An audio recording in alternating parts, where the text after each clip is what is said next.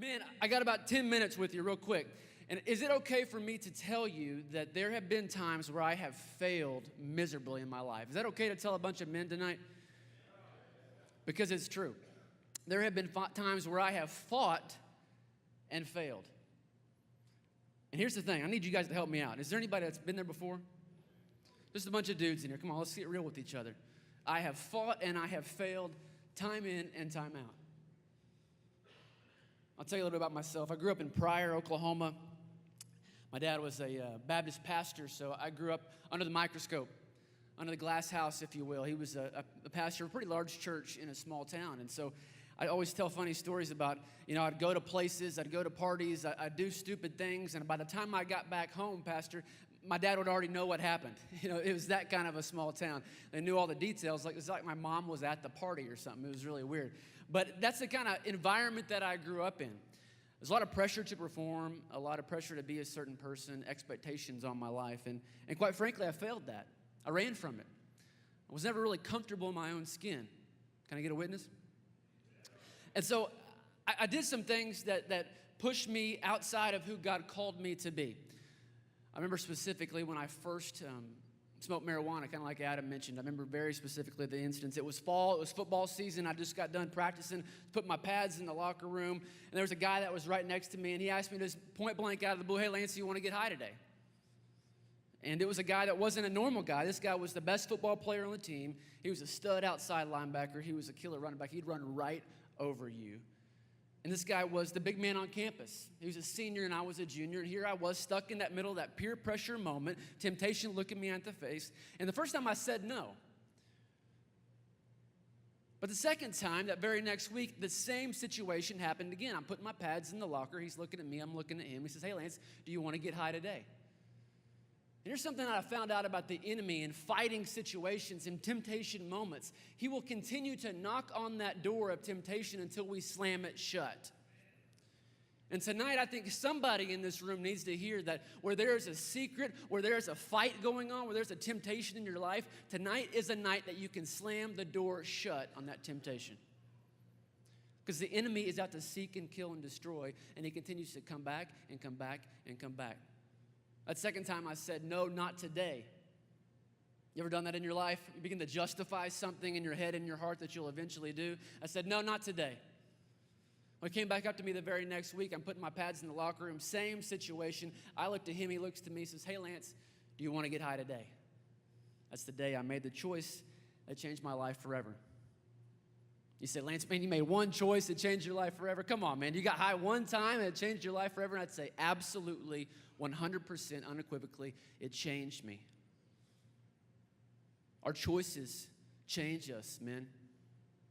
Even the ones that seem small in the moment can change the course of our life. See, my friends changed. My ambitions changed. Who I hung out with, what I did, where I went, those things begin to change. The very next day, I remember waking up and wanting to get high again. See, that's what sin does. It sticks with us. We become addicted to it. From 18 to 25, if you kind of looked at my life, that's what you would see. I was addicted. I was struggling. I was cheating on life with some substance nearly every single day. I'm not here to tell any war stories, but just to tell it to you straight up, man. I did everything you could think of. Long stint with acid, ecstasy, LSD, crack cocaine, strung out on meth for several years. I found myself 25 years old, and from the outside looking in, honestly, could tell you that it looked okay. Might be where you are today. I had a family, had a house here in Edmond, was working, making real good money, managing people, all the things the world would want you to have, right? But at home, men, every single night I was looking for something to help get me through. Remember one night specifically, the pressures of life were too much. I don't know what was going on exactly, but I needed something to help me get me through. At least that's what I thought in my head. And so I was going through our medicine cabinet. For some reason, there was a little orange bottle of pills sitting there just staring at me right back at the face. Put a couple pills in my mouth, and I was off and running. And kind of like Adam talked about in his story, a perceived bit of hope fell into my head. It was the enemy planting a lie inside of me, saying, "This is what you need to get through." And where he tried to get me to get hooked in all kinds of different drugs in my life, for some reason, those pills is what happened to me. That's what did me in. Started with a couple pills every night. Everything seemed to be okay. I was just going on. I was getting some work done. I was playing with my kids. I was trying to be a good dad. No big deal. Did that for several weeks in a row. But then 2 became 3, became 4, became 5. And I thought to myself, well, if this is working for me at night, I'll start taking some in the morning. Start taking a couple in the morning. 2 became 3, became 4, became 5. I said, well, this is working in the evening, in the morning. I'll start taking some after lunch. You see where I'm going, right, men? The routine begins to set in morning, noon, and night. Morning, noon, and night. See, men, our choices change us. It started with something small, right? And the next thing we know, our lives are completely derailed. Well, see, the darkness fell over my life. And for about 3 years, that's what it looked like. I was on a purposeful pursuit to get high every single day. Man, I'm telling you, I was up to a 40 or 50 pill a day addiction. When we get to that point, we begin to do things we never thought we would do. Put my kids in the back seat of my car and go do drug deals all over the state. Looking in the eyes and tell you whatever I had to tell you to get whatever I had to get. I was the worst possible version of myself. And it was in that very moment on April 6, 2011, not a Sunday school version that everything was cleaned up. No. That high drug addict junkie sitting there, April 6, 2011, that God came to save. I'm here to tell you that, man. With my back against the wall, where the enemy had me pinned, on a normal day where I'm high sitting in my office, that's the man who God came to save. And somebody needs to hear that this evening. God loves you right where you are. He's not looking for you to have it all figured out. You don't have to have all the steps done. You don't have to have it all complete. This is a come as you are type place. Jesus loves you right where you are. Let me tell you how I know that. There I was, stuck in that office, high as a kite, and I heard a on my office door. Opened it up, and see, I worked for my uncle at the time, and there he was staring me right back in the face. He told me to go into his office, and so I followed him in there, and I sat down across from this big wooden desk, and man, I'll never forget that moment, man. I mean, it was one of the scariest moments of my life. He looked me right in the eyes, and for the first time, he told me exactly who I'd become. He goes, Lance, you can't even get to work before 10 o'clock. You're a loser. You got family members calling me wondering what's going on with your life, why you haven't seen your kids in months, why you haven't paid child support. Your employees are scared to death of you. You're a jerk. You can't be trusted. You're stealing from us. You see, he spoke truth into my life. And then he gave me the most powerful thing we have on this planet. He gave me hope. Because he looked at me in that moment, he said, but if you just tell me what's going on, then we can get a plan to fix it.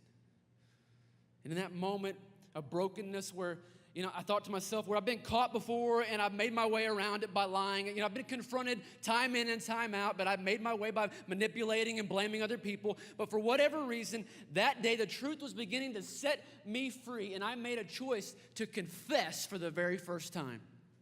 And see, confession breaks the chains, men. And I believe in that moment where I began to utter those first few words of confession, just saying, man, Pat, I need some help. I'm struggling. I'm hurting. I don't know what to do. I believe God began sprinting back in my direction. And here is why. Because as I began to weep and tell him and confess to him, he began to stop me and said, Lance, that's the craziest thing I've ever heard. Guess what happened 6 weeks ago?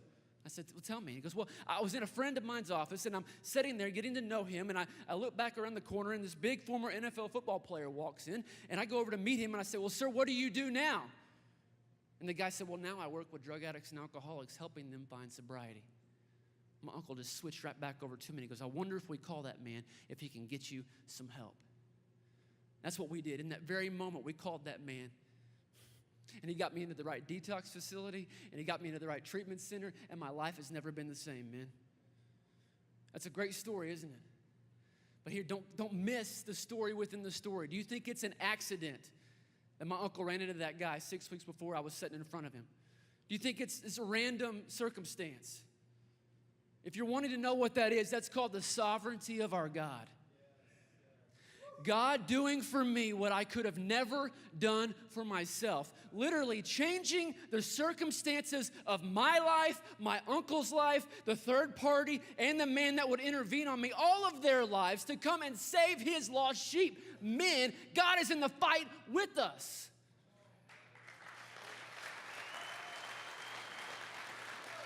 We are not alone in that dark place. We are not alone with our back up against the wall. When we are pinned down alone, I want you to know if you're struggling tonight, you're not alone. If you're hurting tonight, you're not alone. If you're addicted tonight, you're not alone. If you're in desperate need of community tonight, if you're in desperate need of Jesus Christ, I'm telling you, men, you're not alone. He is with you in the fight. In that very moment, when we made that call, God began to change the course of things in my life, and he got me into the right place because, you see, he never left my side. When I was the worst of worst, he was still with me. When the kids were in the back seat and I was doing drug deals, see, he was still with me. He was fighting for me because he loves me. And you know what? My story is your story, point blank period. He loves you right where you are. He's doing work you can't even fathom to save your soul tonight, men. And my question to you is, will you quit fighting on your own and just surrender to him tonight? That's it. It's counterintuitive. It's weird. We're here fighting, but the truth is we must surrender before we'll ever be able to win. God has a plan and a purpose for each and every one of you. I believe it. You wouldn't believe me if I told you what I was and who I looked like 6 years ago. But God did an incredible work in my life. And it came in that desperate moment where I finally had to give it all up to him and surrender to win. Jeremiah 29:13 says, "You'll seek me and find me when you seek me with all your heart." And the truth of the matter is, many of you have been fighting for so long with temptations and struggles. And you've been fighting with one foot in and one foot out. I'll give him a little bit. God will give you this amount. I'll give you my weekends. I'm not giving you small groups. There's no way I'm getting in a community. But I'll come on Sundays. I might read a Bible story to my kids every now and again. But true surrender, true victory, true freedom comes when we're willing to jump in with both feet and say, God, everything in me is yours. Wherever you lead, I will go. Reckless abandon, 100% all in. My life, my heart is yours.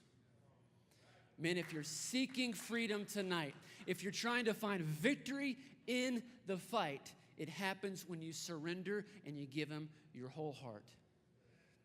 The life on the other side of that yes will blow your minds exceedingly, abundantly, beyond all that you could ever ask or imagine. Men, believe me when I say it, God is with you in the fight.